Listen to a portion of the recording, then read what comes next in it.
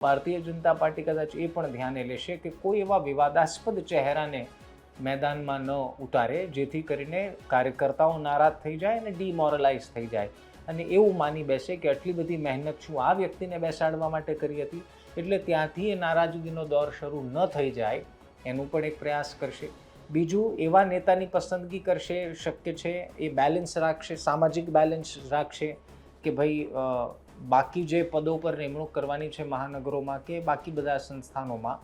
એમાં એ બેલેન્સ રાખશે કે કોઈ એક વર્ગને નારાજગી ન થઈ જાય બીજા વર્ગને પ્રાધાન્ય આપવાથી, એટલે એ બેલેન્સ કરવું પણ જરૂરી છે. કહેવાનો મતલબ ચૂંટણી તો જીતી ગયા, પણ ચૂંટણી જીતી ગયા પછી સૌથી મોટો પક્ષ માટે, ભારતીય જનતા પાર્ટી માટે માથાનો દુખાવો તો એ છે કે કોને મૂકવા ને કોને ન મૂકવા. કારણ કે 30 વર્ષના શાસનમાં ઘણા બધા એવા કાર્યકર્તાઓ છે જેણે પોતાના 8-10 જોડી ચપ્પલ ઘસી નાખ્યા છે ને હવે એ રાહ જોઈને બેઠા છે કે હવે ફાઇનલી આપણને ટિકિટ મળે ને ફાઇનલી આપણે જીતી ગયા એટલે હવે તો મેયર બનવાની વાત પાકી.